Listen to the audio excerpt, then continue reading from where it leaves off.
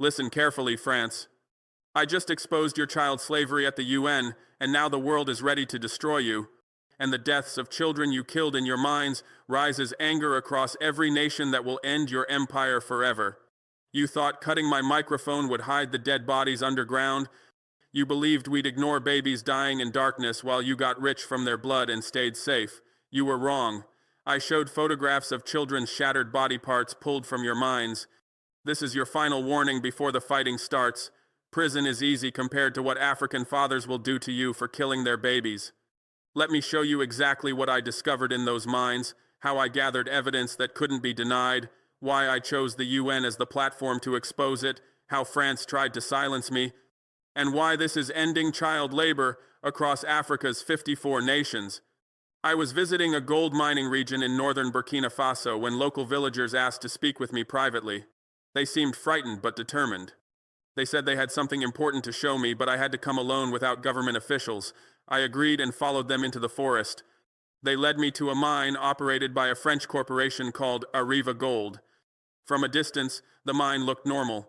Trucks moving, equipment operating, workers in hard hats. But as we got closer, I saw something that made my blood boil. Small children, some who looked only 5 or 6 years old, were working in the mine. They were carrying heavy bags of rocks. They were crawling into narrow tunnels. They were operating dangerous equipment. They were child slaves. I asked the villagers to explain. They said the French company had been using children for years. The company recruited them from poor families by promising the parents money. They paid the families $50 monthly per child. The children worked 12 hours daily, 6 days weekly. Many got injured. Some died in tunnel collapses. The company threatened families who complained. The local government officials were bribed to ignore it. I was horrified and furious. This was happening in my country and I hadn't known. French corporations were enslaving our children to mine gold that enriched France. The children should have been in school learning and playing. Instead, they were underground risking their lives for $50 monthly. It was evil beyond description. I told the villagers I would stop this immediately, but they warned me that previous officials who had tried to investigate were threatened or bribed. The French company had powerful protection. They had connections to the French government. They had lawyers who intimidated anyone who challenged them. They had money to make problems disappear. Stopping them would be difficult and dangerous. I didn't care about the difficulty or danger. I said no child would work in mines in Burkina Faso. I ordered my security team to raid the mine that night. I wanted every child removed immediately. I wanted evidence documented. I wanted the French managers arrested. I wanted this ended now. We raided the mine at midnight with 200 soldiers. We found 340 children working the night shift. The youngest was 5 years old. The oldest was 14. They were exhausted, malnourished, and terrified. Many had injuries, broken bones, infected cuts, respiratory problems from dust. Some had been working in the mine for 3 years. They had never attended school. They couldn't read or write. Their childhoods had been stolen. We arrested 23 French managers and supervisors. We seized company documents showing they had employed 1,200 children over 5 years. The documents showed payments to local officials for protection. They showed communications with Arriva headquarters in Paris discussing the child labor. The evidence proved this wasn't rogue employees. It was company policy approved at the highest levels. I ordered the mine shut down immediately. I nationalized it as punishment for using child slavery. I sent all 340 children to hospitals for treatment. I contacted their families and told them their children would never return to the mines. I announced that any company using child labor would be expelled from Burkina Faso permanently.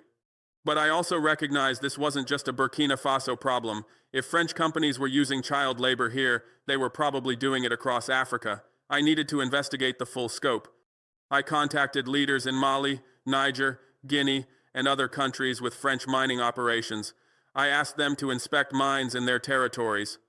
The reports came back within weeks. Mali found 560 children working in French-operated mines. Niger found 780 children. Guinea found 420 children.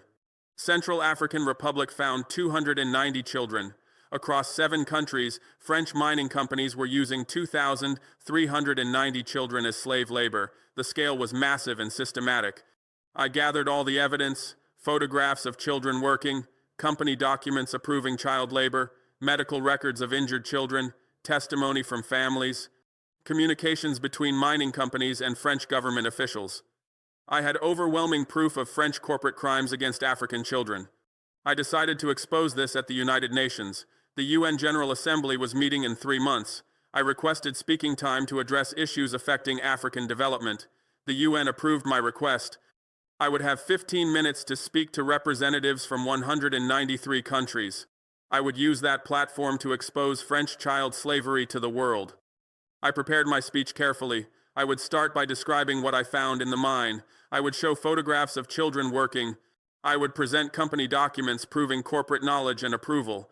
I would name specific French executives responsible. I would demand immediate sanctions against France and the mining corporations. I would force the world to act. But I also knew France would try to stop me.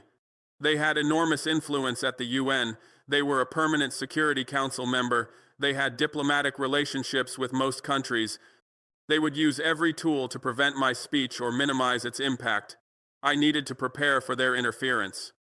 I made copies of all evidence and distributed them to media organizations worldwide before the speech. I wanted the information public even if France somehow stopped my speech. I also shared evidence with human rights organizations who could pressure governments to act. I built multiple channels to ensure the truth got out. The day of my speech arrived. I entered the UN General Assembly Hall with my evidence in a folder. Representatives from 193 countries were present. Media from around the world were covering the session. This was my chance to expose French crimes to everyone who mattered. I began speaking. I described visiting the mine and finding 340 children working as slaves. I explained they were as young as 5 years old, working 12 hours daily for $50 monthly.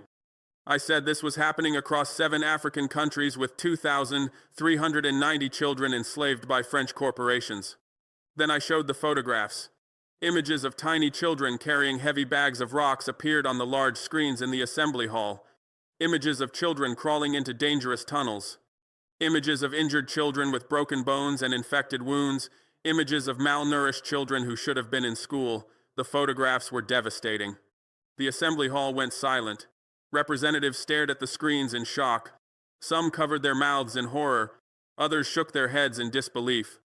The images were undeniable proof of what French corporations were doing. No one could look away. I continued. I held up company documents showing Arriva Gold had approved using child labor. I read communications between mining executives discussing how to hide the children from inspectors. I showed payments to local officials for protection. I named the French executives who had authorized this slavery, the CEO, the Africa Operations Director, the mine managers. The French delegation was panicking. Their ambassador was on his phone frantically calling Paris. Other French diplomats were arguing with UN officials. They were trying to stop my speech. They were demanding I be removed from the podium. They were claiming I was lying and spreading propaganda. But I had evidence they couldn't deny.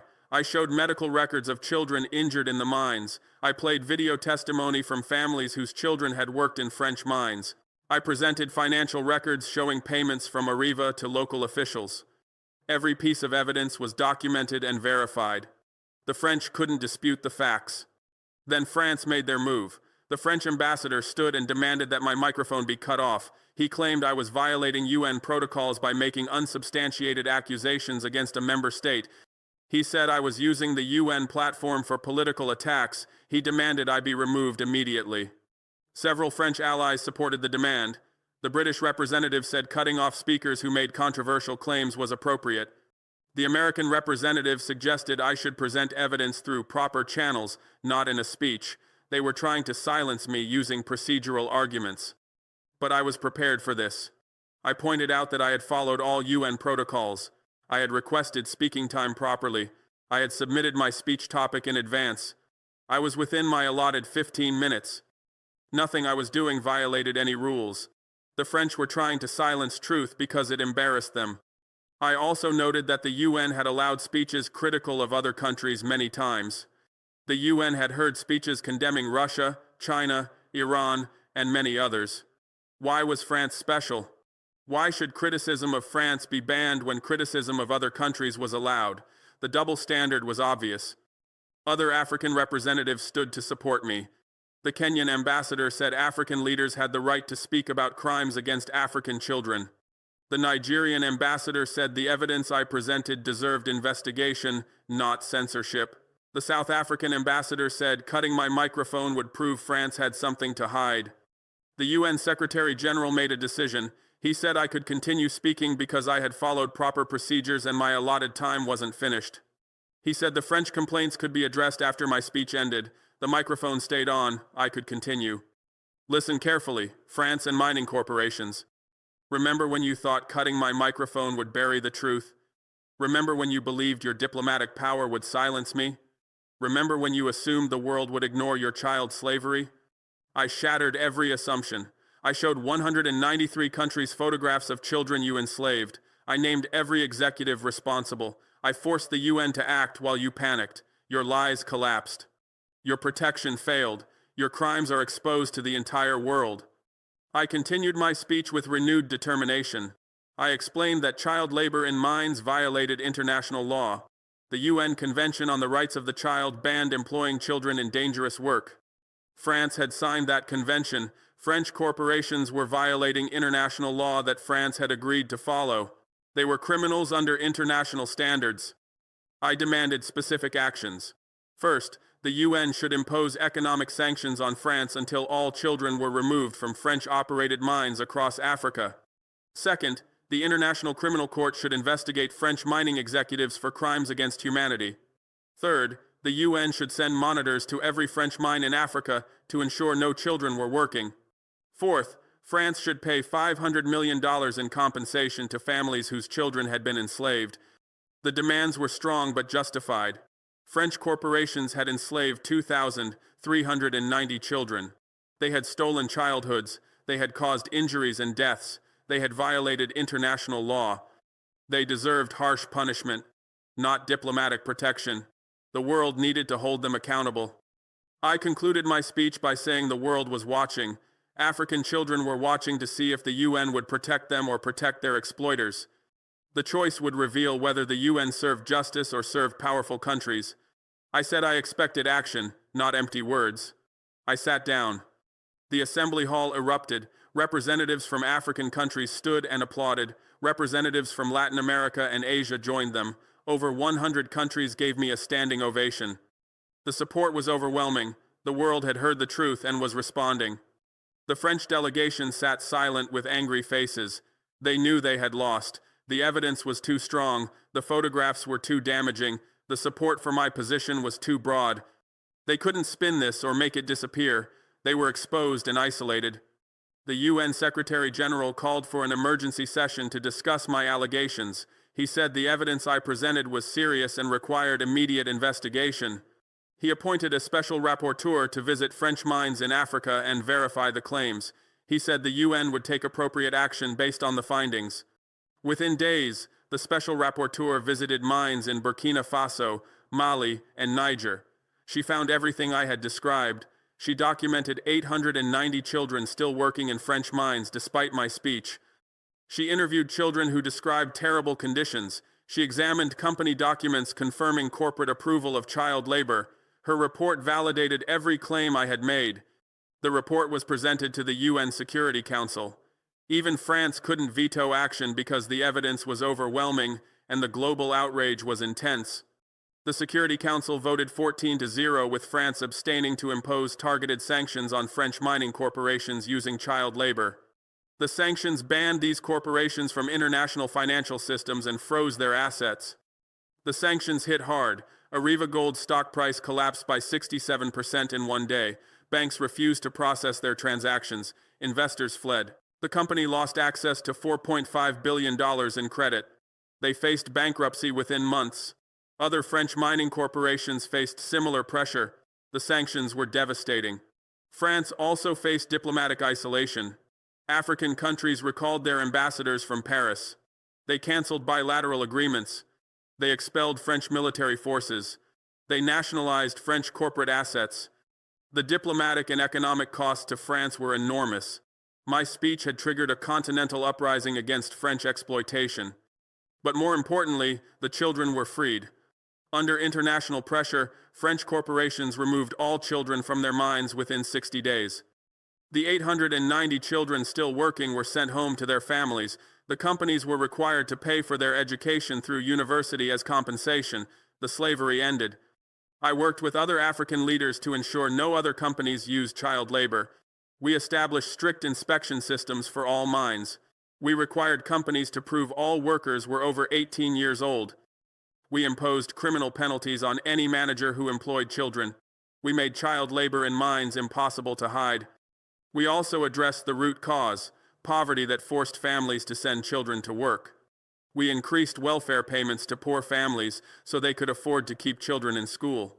We made education free through secondary school. We provided school meals so hungry children would attend. We removed the economic pressure that had made families accept child labor. The results were dramatic. Child labor in Burkina Faso's mining sector dropped from 340 children to 0 within 1 year. School enrollment increased by 23% as children who had been working returned to education. Childhood injury rates from mining accidents dropped to 0. We had ended a horrific practice. Other African countries achieved similar results. Across the 7 countries that had French mines with child labor, 2,390 children were freed and returned to school. Mining companies were forced to hire adult workers at proper wages. The industry was cleaned up completely. But we also recognized that child labor existed in other sectors beyond mining. Children worked in agriculture, manufacturing, and domestic service. My UN speech had focused global attention on the issue. We needed to use that attention to address child labor comprehensively across all sectors. I launched a national campaign against child labor in Burkina Faso. We inspected farms, factories, and homes to identify children working illegally. We found 12,000 children working in various sectors. We removed them all and enrolled them in school. We prosecuted employers who had used child labor. We made Burkina Faso a model for ending child exploitation. The campaign cost $67 million for inspections, school enrollment, and welfare support. But it was worth every dollar. We freed 12,000 children from exploitation. We gave them education and futures. We showed that ending child labor was possible with political will and resources. Other African countries launched similar campaigns. By 2027, 23 African nations had comprehensive programs to eliminate child labor. Continental child labor rates dropped from 28% to 12% as millions of children were freed and enrolled in school. The progress was substantial and accelerating. The UN also took broader action. They established a fund to support African countries eliminating child labor. The fund provided $890 million annually for inspections, education, and family support. It helped countries afford the costs of ending child exploitation. It made rapid progress possible. But the most important impact was changing global awareness. Before my speech, most people didn't know about child labor in African mines. It was hidden. It was ignored. Companies profited from it quietly. My speech exposed it to the world in a way that couldn't be ignored. The photographs of 5-year-old children carrying rocks shocked people globally. The evidence of corporate approval outraged them. The French attempt to cut my microphone angered them. People demanded action from their governments. They boycotted products from companies using child labor. They donated to organizations fighting child exploitation. The global response was powerful. Consumer pressure forced corporations to change. Companies that had ignored child labor for decades suddenly implemented strict policies banning it. They hired independent inspectors to verify compliance. They cut ties with suppliers who used children. They feared consumer boycotts and reputational damage more than they valued cheap child labor. Major retailers announced they would only buy products certified as child labor free. Electronics companies stopped sourcing minerals from mines that couldn't prove adult-only workforces. Jewelry companies required documentation that gold was mined without children. The market shifted dramatically against child labor. I calculated the economic impact on companies using child labor. Before my speech, using children saved them approximately $340 million annually in labor costs across Africa. After my speech and the resulting sanctions and boycotts, companies lost $4.5 billion in market value, $2.3 billion in canceled contracts, and $890 million in legal costs. The cost of using child labor became far higher than the savings. The mathematics forced change. Companies realized child labor was bad business. They eliminated it not because it was morally right, but because it was economically necessary. The result was the same. Children were freed. Sometimes economic pressure achieved what moral arguments couldn't. But we also pursued criminal accountability. The International Criminal Court opened investigations into 23 French mining executives for crimes against humanity related to child slavery. The investigations examined whether executives had knowingly approved using children in dangerous conditions that caused injuries and deaths. The ICC gathered evidence from company documents, testimony from workers and families, and medical records of injured children. They built cases showing that executives had been informed about child labor, had approved it to reduce costs, and had covered it up when questioned.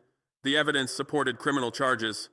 In 2028, the ICC issued arrest warrants for 7 French mining executives, including Arriva Gold's CEO and Africa Operations Director.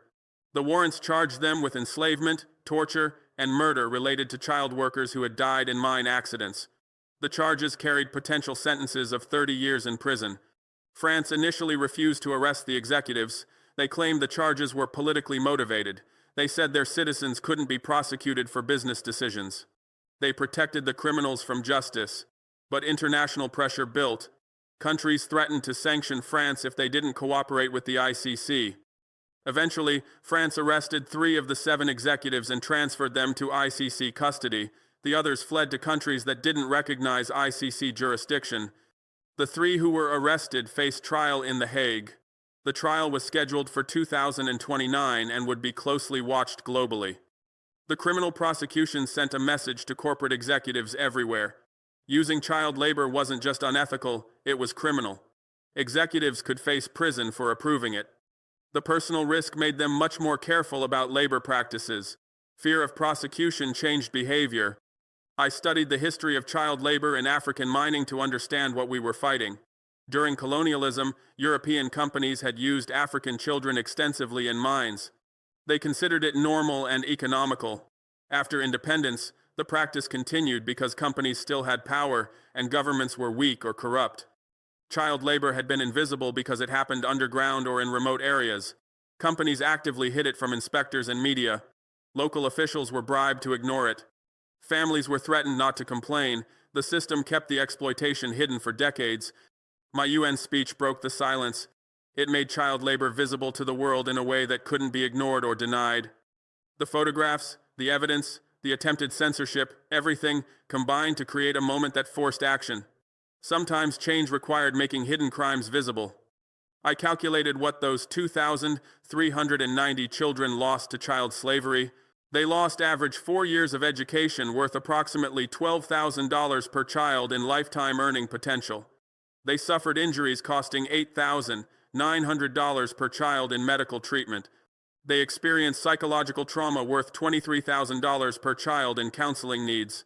Total harm was $43,900 per child, or $104,921,000 collectively.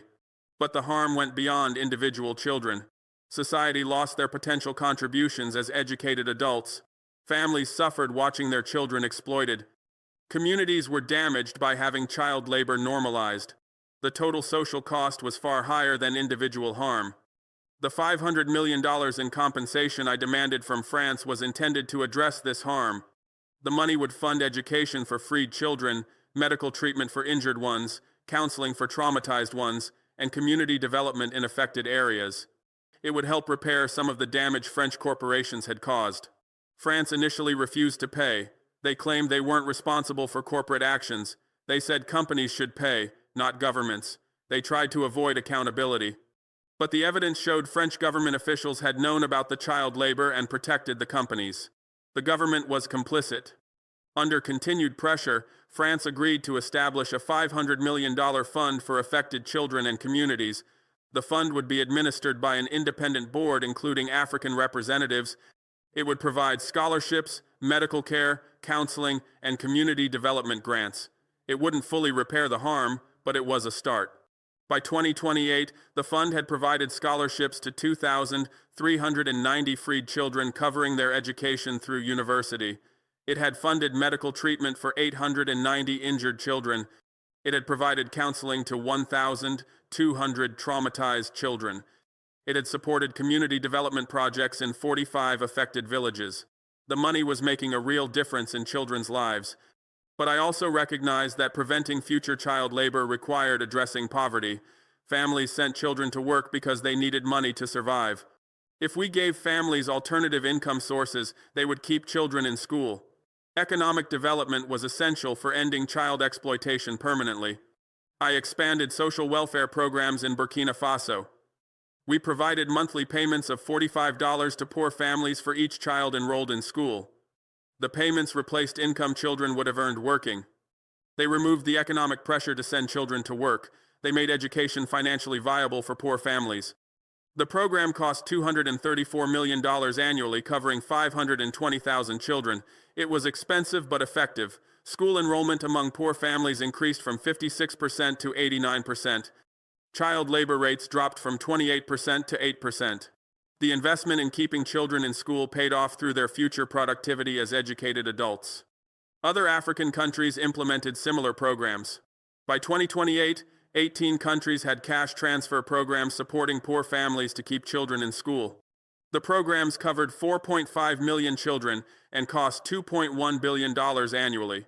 They were the most effective tool for eliminating child labor. The 18 countries included Senegal, Mali, Guinea, Niger, Chad, Central African Republic, Gabon, Ivory Coast, Togo, Benin, Ghana, Nigeria, Cameroon, Kenya, Tanzania, Uganda, Zambia, and Zimbabwe. Each country designed programs suited to their contexts, but all followed the same basic model: provide cash to poor families conditional on children attending school instead of working. The programs varied in size based on country population and resources. Nigeria's program was largest, covering 890,000 children at cost of $401 million annually. Kenya covered 340,000 children at $153 million. Tanzania covered 280,000 children at $126 million. Smaller countries like Togo covered 45,000 children at $20 million. But every program reached substantial numbers of children who had been working. The cash transfers were carefully calibrated to replace income children would have earned working. In most countries, children working in agriculture earned families $30 to $50 monthly. Children in mining earned $50 to $80 monthly. Children in manufacturing earned $40 to $60 monthly. The cash transfers provided $45 to $75 monthly per child, enough to replace lost income and cover school expenses. The programs required strict conditions. Children had to attend school at least 85% of days. They had to pass end-of-year exams. They couldn't work more than 10 hours weekly in light household chores. Families that violated conditions lost payments. The strict enforcement ensured children actually went to school instead of families taking money while children kept working. The programs also provided support beyond cash. They gave school uniforms, textbooks, and supplies to enrolled children. They provided school meals so hungry children would attend. They offered tutoring for children who had fallen behind academically. They created comprehensive support systems that removed all barriers to education. The monitoring was extensive and sophisticated. Programs used biometric attendance systems that verified children were actually at school. They conducted random home visits to ensure children weren't working. They interviewed teachers about student participation. They cross-checked enrollment data with labor inspections. The monitoring prevented fraud and ensured compliance. The results were dramatic. In Senegal, child labor dropped from 32% to 11% in 3 years after implementing the program. School enrollment increased from 64% to 83%. In Kenya, child labor fell from 26% to 9%, while enrollment rose from 71% to 88%. In Nigeria, child labor decreased from 29% to 10%, while enrollment increased from 61% to 79%. Every country saw major improvements. The programs covered 4.5 million children and cost $2.1 billion annually. This calculated to $467 per child per year on average. The cost varied by country based on local wage levels and living costs. In poorer countries like Niger, the cost was $320 per child. In middle-income countries like Gabon, the cost was $680 per child. but all were affordable relative to country budgets. They were the most effective tool for eliminating child labor. Other approaches like inspections and prosecutions were important but couldn't address the root cause, poverty forcing families to send children to work. Cash transfers addressed the root cause by removing the economic pressure. Families could afford to keep children in school when they received payments replacing lost income. Studies comparing different anti-child labor interventions confirmed cash transfers were most effective. Inspections reduced child labor by 15% in targeted sectors. Prosecutions reduced it by 22% through deterrence. Public awareness campaigns reduced it by 18% by changing attitudes, but cash transfers reduced child labor by 68% by removing economic necessity. The impact was 3 times larger than other approaches. The programs were funded partly by increased tax revenue from nationalized mines and partly by international support. African governments that had nationalized mines and renegotiated resource contracts had substantially more revenue. This new revenue provided resources for social programs including cash transfers for children. Burkina Faso generated an additional $461 million annually from nationalized gold mines. We allocated $234 million of this to cash transfers, supporting 520,000 children. Mali generated $340 million from nationalized mines and allocated $178 million to cash transfers. Guinea generated $290 million and allocated $156 million. Countries with resource revenue could fund comprehensive programs, but countries without significant mining revenue needed external support. The UN established a fund to support African countries eliminating child labor. The fund provided $890 million annually for cash transfer programs, inspections, enforcement, and related activities.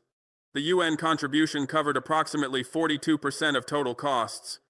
The UN fund was financed by contributions from wealthy countries who had signed conventions against child labor. Countries that ratified ILO Convention 182 on worst forms of child labor committed to support elimination efforts globally. The UN fund collected these commitments and distributed resources to countries implementing programs. The international support made comprehensive action possible.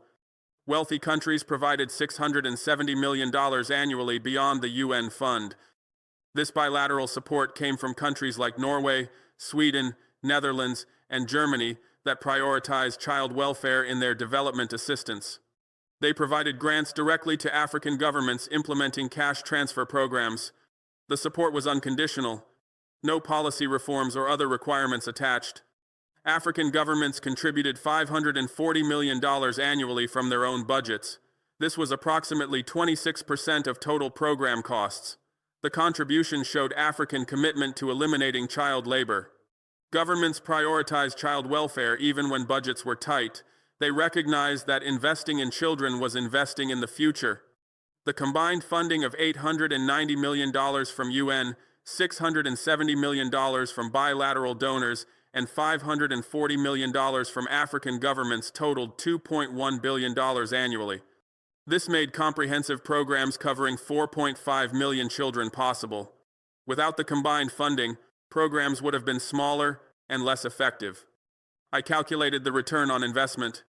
The $2.1 billion spent annually on cash transfers would generate approximately $67 billion in additional lifetime earnings for 4.5 million children who completed education instead of working. The return was 32 to 1. Every dollar spent on keeping children in school returned $32 in their future productivity. The calculation was based on education's impact on earnings. Children who completed primary and secondary education earned average $15,000 more over their lifetimes than children who didn't complete school. For 4.5 million children, total additional earnings were $67.5 billion. The $2.1 billion spent annually over 12 years, the time children were in school, totaled $25.2 billion. The ratio was 67.5 divided by 25.2 equals 2.68 to 1 over the program period, which compounded to 32 to 1 over children's full working lives of 40 years. The mathematics proved that investing in children was the best economic policy possible. No other investment generated 32 to 1 returns. Infrastructure generated 8 to 1 returns. Industrial development generated 12-to-1 returns. Agricultural improvements generated 6-to-1 returns. Education was the highest return investment governments could make. It was morally right and economically smart. Keeping children in school instead of work was the ethical thing to do. Childhood should be for learning and playing, not laboring. But it was also economically optimal. Educated workers were far more productive than uneducated workers. The moral and economic imperatives aligned perfectly. Countries that kept children in school would be prosperous. Their workforces would be educated and skilled. Their productivity would be high. Their economies would grow rapidly. Their people would have good incomes. The investment in children would pay enormous dividends for generations. Countries that exploited children would stay poor. Their workforces would be uneducated and unskilled. Their productivity would be low. Their economies would stagnate. Their people would remain impoverished. The short-term gains from child labor would be overwhelmed by long-term costs of uneducated populations. The choice was obvious. Every rational government should invest heavily in keeping children in school. The returns were enormous. The benefits were certain. The costs were affordable. There was no excuse for allowing child labor to continue when the solution was known and proven effective. By 2029, the transformation was visible across Africa. Child labor rates had dropped from 28% in 2024 to 9% in 2029. This represented 19 percentage points improvement in 5 years. The rate of decline was accelerating as more countries implemented programs and shared best practices. The 28% child labor rate in 2024 meant approximately 78 million African children aged 5 to 17 were working. By 2029, the 9% rate meant approximately 25 million children were working. This meant 53 million children had been freed from labor and enrolled in school. The scale of transformation was enormous. School enrollment had increased from 67% to 86%. This meant an additional 53 million children were attending school who hadn't been in 2024. The enrollment increase exactly matched the child labor decrease, confirming that freed child workers were going to school as intended. The 86% enrollment rate in 2029 was approaching universal education.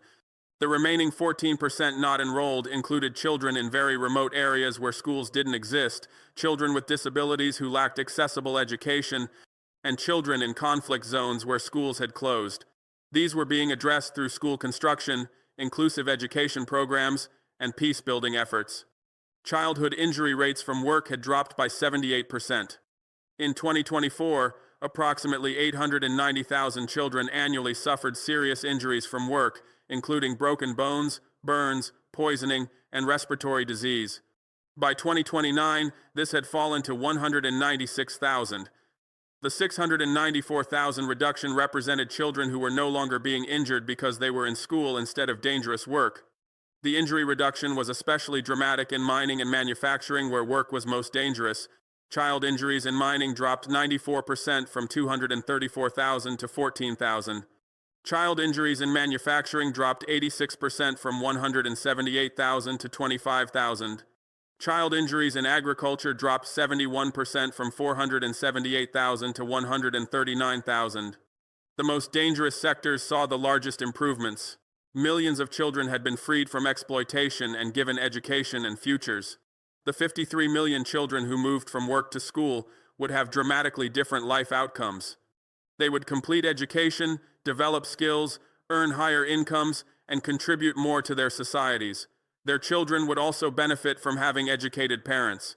The intergenerational benefits would compound for decades. I calculated what these 53 million children would contribute to African economies over their lifetimes. With education, they would earn average $15,000 more each over 40-year working lives. Total additional earnings would be $795 billion. This additional income would be spent in African economies, creating jobs and growth. It would be saved and invested, building capital. It would be taxed, funding government services. The economic impact would be transformative. The change was especially dramatic in mining regions. Before my UN speech, 2,390 children worked in French-operated mines. By 2029, 0 children worked in any formal mine across Africa. The industry had been completely cleaned up. Every worker was an adult earning proper wages in safe conditions. The elimination of child labor in formal mining was total and permanent. After my UN speech exposed the practice, mining companies faced enormous pressure. Consumers boycotted products made with minerals from mines using children. Investors divested from companies employing children. Governments threatened to revoke mining licenses. The pressure made child labor impossible to continue. Mining companies implemented strict policies banning anyone under 18 from mines. They required age verification for all workers using government IDs and biometric systems. They conducted regular inspections to ensure compliance. They faced criminal penalties if children were found working. The enforcement was rigorous and effective. Every worker was an adult earning proper wages in safe conditions. Minimum wages for mine workers increased from $200 monthly to $450 monthly as companies could no longer underpay children. Safety standards improved dramatically as adult workers demanded and received protection that children had been denied. Injury rates in formal mines dropped 67% as safety improved.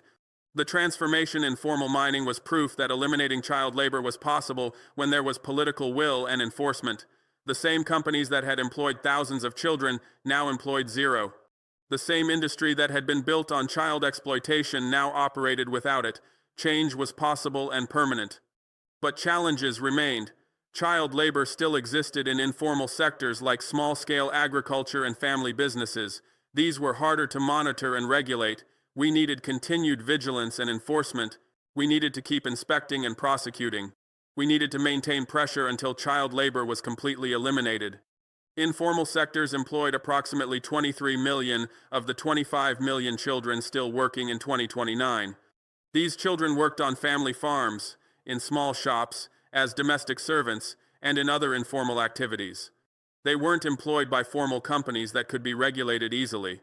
They worked in settings that were difficult to monitor and where families made decisions about children's time. Small-scale agriculture was the largest informal employer of children. Approximately 15 million children worked on family farms in 2029. They planted crops, tended animals, harvested produce, and did other farm work. Most worked alongside parents and learned agricultural skills, but many worked excessive hours that prevented school attendance. Family businesses employed approximately 4 million children. They worked in small shops, restaurants, repair services, and other micro-enterprises. They helped parents run businesses that provided family livelihoods, but the work often interfered with education and sometimes involved dangerous tasks. Domestic service employed approximately 2.8 million children. They worked as servants in other families' homes, cleaning, cooking, and caring for younger children. This work was often exploitative with long hours, low pay, and sometimes abuse. It was particularly hard to monitor because it occurred in private homes. Street vending and other informal activities employed approximately 1.2 million children. They sold goods on streets, shined shoes, collected recyclables, and did other survival work. Many were from extremely poor families or were orphans supporting themselves. Their work was visible but difficult to eliminate without addressing underlying poverty. These informal sectors were harder to monitor and regulate than formal sectors. There were millions of family farms and small businesses spread across vast rural areas. Inspectors couldn't visit every farm or shop regularly. Families made decisions about children's work without consulting authorities. The decentralized nature made enforcement difficult. We needed continued vigilance and enforcement. We needed to keep inspecting informal workplaces to ensure children weren't working excessive hours or in dangerous conditions. We needed to prosecute parents and employers who violated child labor laws. We needed to maintain pressure through regular enforcement actions. We also needed to expand cash transfer programs to reach all poor families. Currently, programs covered 4.5 million children, but 25 million were still working. Expanding coverage to all working children would require tripling program size and budget. This was achievable but required sustained commitment and resources. We needed to keep inspecting and prosecuting. Labor inspectorates in most African countries were understaffed and under-resourced. They had average one inspector per 150,000 workers. This was far below ILO recommendations of one inspector per 10,000 workers. We needed to increase inspectors from current 18,000 to 270,000 to achieve adequate coverage. We needed to maintain pressure until child labor was completely eliminated. The progress from 28% to 9% was excellent but insufficient. We needed to reach 0%. This required sustained effort over another decade. We couldn't declare victory and stop working while 25 million children were still laboring. I committed to making Burkina Faso the first African country with zero child labor. We set a target of 2030 for complete elimination. This was ambitious but achievable. We currently had 8% child labor rate, meaning 96,000 children working. Eliminating child labor for these 96,000 children in 1 year required intensive effort. We increased inspections. We hired 340 additional labor inspectors, tripling our inspection capacity. We conducted 45,000 workplace inspections in 2029, up from 12,000 in 2028. We found 2,340 children working illegally and removed them all. We prosecuted 890 employers who had violated child labor laws. We strengthened penalties. We increased fines for employing children from $5,000 to $25,000 per child. We introduced criminal penalties including up to 5 years prison for employers who cause child injuries. We publicized prosecutions to deter others. The stronger penalties made employing children much riskier. We expanded welfare support. We increased cash transfer coverage from 520,000 children to 580,000 children, reaching all identified working children and vulnerable children at risk of working. We increased payment amounts by 15% to ensure families could afford to keep children in school. We added support services including counseling for children traumatized by work. We made ending child exploitation our top social priority. We allocated $267 million to child protection programs in 2029, up from $234 million in 2028. We mobilized communities through awareness campaigns. We engaged religious and traditional leaders to promote education. We created a national movement for childhood protection. We would achieve it. With expanded inspections, stronger penalties, increased welfare support, and national mobilization, we would eliminate the remaining 96,000 cases of child labor in 2030. Burkina Faso would become the first African country with zero child labor, proving that complete elimination was possible. Other countries could follow our model. If Burkina Faso could eliminate child labor completely, every African country could. The methods were proven, the resources were affordable, the political will was building. By 2035, multiple African countries would achieve zero child labor. By 2040, the entire continent could be child labor free. I am the architect of exposing French child slavery and ending it across Africa.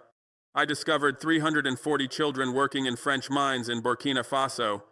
I documented 2,390 children enslaved across 7 countries. I exposed this at the UN with photographs and company documents. I continued speaking when France tried to cut my microphone. I got France sanctioned by the Security Council 14-0. The discovery began with a tip from villagers who were frightened but determined to expose what was happening.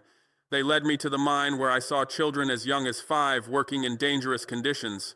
I documented everything with photographs and videos. I gathered testimony from families. I collected company documents showing corporate knowledge. I built an overwhelming case. The documentation took 3 months of investigation. My team interviewed 234 families whose children had worked in French mines. We photographed 340 children at work sites. We obtained internal company emails discussing child labor. We gathered medical records of 89 injured children. We compiled evidence that was undeniable. The UN speech was carefully planned. I knew France would try to stop me. I distributed evidence to media before speaking so it would be public even if I was silenced. I invited human rights organizations to attend. I prepared for every attempt to censor me. I was determined to expose the truth. France's attempt to cut my microphone backfired spectacularly. When they tried to silence me, it proved they had something to hide. It drew more attention to my speech. It made the evidence more credible. Their censorship attempt became part of the story, making the exposure even more damaging to them. The Security Council vote of 14-0 with France abstaining was a humiliating defeat for France. Even their traditional allies like Britain and America voted for sanctions. France was isolated. Their attempt to protect their mining companies had failed completely. The sanctions would cost them billions. I freed all 2,390 children within 60 days and enrolled them in school.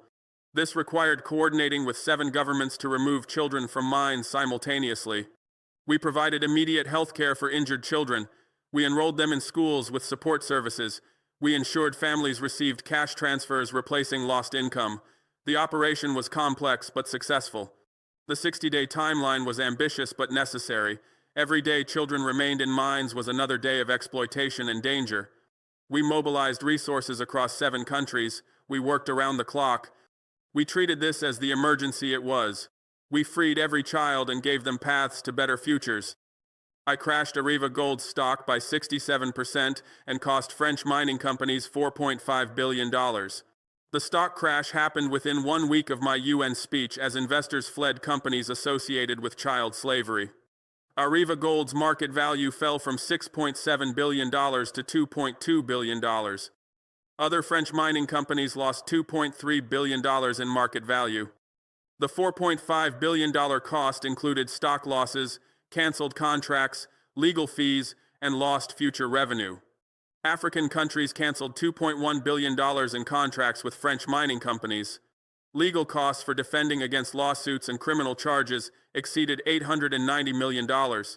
Lost future revenue from damaged reputation was estimated at $1.5 billion over 5 years. I triggered ICC arrest warrants for 7 French executives. The International Criminal Court investigated and found evidence that executives had knowingly approved child labor. They issued warrants charging crimes against humanity, including enslavement and torture. The warrants meant these executives couldn't travel to most countries without risking arrest. The 7 executives included Arriva Gold's CEO, the Africa Operations Director, 3 mine managers, and 2 corporate lawyers who had drafted contracts authorizing child labor. The warrants were based on emails, memos, and testimony proving they knew children were working and approved it to reduce costs. I forced France to pay $500 million in compensation. France initially refused, but international pressure became overwhelming. The compensation fund provided scholarships for freed children, medical care for injured children, and community development in affected areas. The money helped repair some of the harm French companies had caused. I reduced African child labor from 28% to 9% by 2029. This was the continental impact of my UN speech and the subsequent movement it inspired. The exposure created global awareness and pressure that made child labor unacceptable. Countries implemented programs to eliminate it. Companies stopped employing children. The transformation was comprehensive. The 19 percentage point reduction represented 53 million children freed from labor. This was the largest reduction in child labor in any region in history. The speed of change, 5 years, was unprecedented. The success proved that political will and resources could eliminate child labor rapidly. I implemented cash transfer programs supporting 520,000 children in Burkina Faso at cost of $234 million annually. Our program was among the first and largest. It served as a model for other countries. We demonstrated that cash transfers worked and were affordable. We proved the concept that others replicated.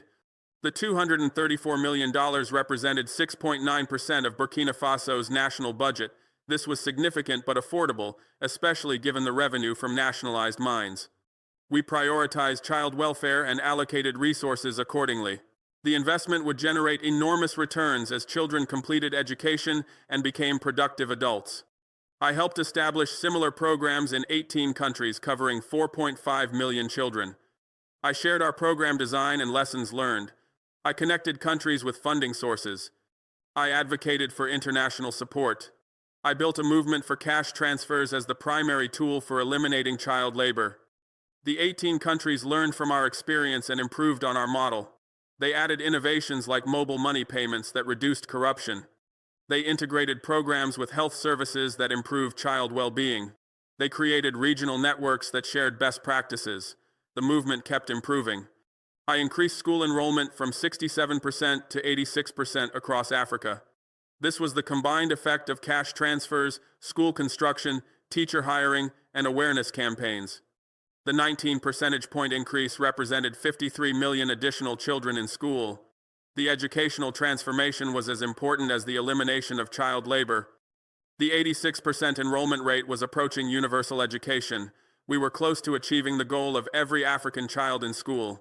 The remaining 14% were being addressed through targeted programs for remote areas, children with disabilities, and conflict zones.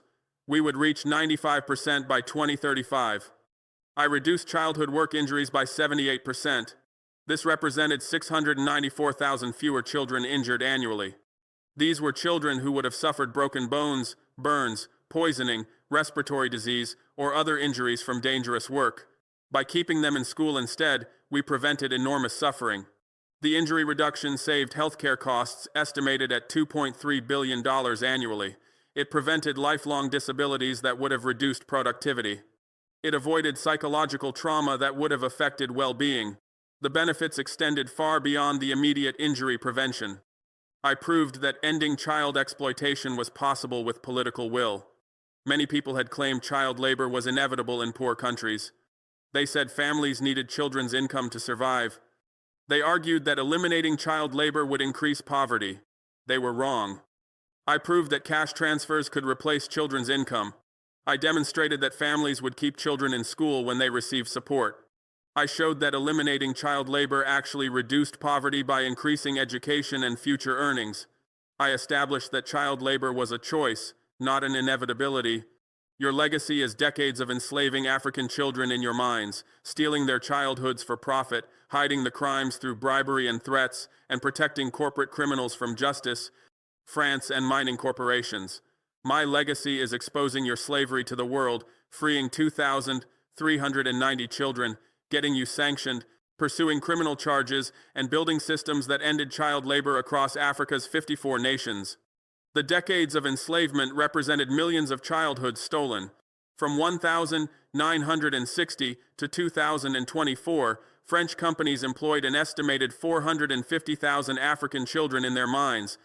These children lost education, health, and normal development. Many suffered permanent injuries, some died in accidents. The harm was incalculable. The stealing of childhoods for profit was particularly evil. French companies saved approximately $340 million annually by employing children instead of adults. Over 64 years, they saved $21.8 billion. They built their profits on stolen childhoods. They enriched shareholders with money that should have gone to proper wages. The hiding of crimes through bribery and threats was systematic. French companies paid approximately $89 million in bribes to African officials over 64 years to ignore child labor. They threatened to close mines and eliminate jobs if governments cracked down. They used economic power to maintain impunity. The protection of corporate criminals from justice was enabled by French government. France refused to prosecute executives even when evidence of crimes was clear. They claimed business decisions couldn't be criminal. They protected their nationals from accountability. They enabled continued exploitation. My legacy was completely different. The exposure at the UN made child labor visible and unacceptable. The freeing of 2,390 children proved that elimination was possible. The sanctions showed that exploitation had consequences. The criminal charges established that executives could face justice. The continental systems ensured child labor couldn't return. History will remember which approach served humanity. The answer is written in 2,390 freed children now in school instead of mines, in 67% stock crash for companies using child slavery, in 14-0 Security Council vote sanctioning France, in 9% child labor rate versus 28% before. You enslaved 5-year-olds in dangerous mines. I exposed you at the UN and freed them all. You tried to cut my microphone. I kept speaking and got you sanctioned. The lesson is eternal. The proof is mathematical. The outcome is permanent. The 2,390 freed children were now thriving in school. They were learning to read and write. They were studying mathematics and science. They were playing with friends. They were living normal childhoods. Their futures were bright instead of being buried in mines. The 67% stock crash sent a message to all corporations. Child labor was bad business. It destroyed shareholder value. It risked criminal prosecution. It generated boycotts and sanctions. Companies that employed children would face financial ruin. The message was clear and powerful. The 14-0 vote showed global consensus against child labor. Even countries that usually protected corporate interests voted for sanctions. Even France's allies abandoned them. The world united against child exploitation. The consensus made future enforcement easier. The 9% child labor rate versus 28% before showed dramatic progress. We had reduced child labor by 2/3 in 5 years. The trend was continuing downward. We would reach zero within a decade. The transformation was real and accelerating. France thought cutting my microphone would silence the truth about child slavery. You believed your diplomatic power would protect your mining corporations. You assumed the world would ignore African children dying in your mines. You expected to continue profiting from child blood without consequences. You were catastrophically wrong. The microphone cutting became the symbol of French guilt. If they had nothing to hide, why silence me? The attempt to censor proved they knew they were guilty. It made my accusations more credible. It turned global opinion against them. Their censorship backfired completely. The diplomatic power proved worthless. France's Permanent Security Council seat didn't protect them. Their alliances didn't save them. Their wealth didn't buy immunity. They faced sanctions and criminal investigations despite their power. Power couldn't protect them from truth. The world didn't ignore African children. My photographs and testimony moved people globally. Parents everywhere identified with African parents whose children were enslaved. The human connection transcended politics. People demanded action. Governments responded to public pressure. The consequences were severe and lasting. France lost contracts, markets, and reputation. Executives faced arrest warrants. Companies went bankrupt. The costs far exceeded any profits from child labor. The consequences would discourage future exploitation. I showed photographs of children you enslaved. I presented documents proving corporate approval. I named executives responsible. I demanded sanctions while you panicked. I got you sanctioned 14-0. I freed all 2,390 children. I crashed your stock prices. I triggered criminal investigations. I forced you to pay $500 million. The photographs were the most powerful evidence. Images of 5-year-olds carrying heavy rocks, of children crawling into dangerous tunnels, of injured children with broken bones. These images shocked the world. They made the exploitation real and undeniable. They generated the outrage that forced action. The documents proved this wasn't rogue employees. Corporate emails discussed child labor. Memos calculated cost savings from employing children. Reports to headquarters included child worker numbers. The documentary evidence showed systematic corporate policy. The named executives couldn't hide behind corporate anonymity. I identified them by name and position. I showed their photographs. I detailed their responsibilities. They became personally associated with child slavery. Their reputations were destroyed forever. Your microphone cutting failed. Your diplomatic protection collapsed. Your corporate criminals face prison. Your mining empire is sanctioned. Your reputation is destroyed forever. We have freed children instead of your slavery. We have education instead of your exploitation. We have justice instead of your impunity. We have 86% school enrollment instead of 28% child labor. We have criminal charges instead of your protection. The transformation is spreading as all 54 African nations recognize that child exploitation must be eliminated completely and build systems that keep children in school instead of work. Your era is finished. Our time is beginning. The change is unstoppable. The future belongs to an Africa where every child attends school, no child works in dangerous conditions, corporations face justice for exploitation, and childhood is protected. I proved it works by exposing you at the UN and freeing 2,390 children. Others are proving it by eliminating child labor across the continent. We are protecting Africa's children permanently. Their futures guarantee everything.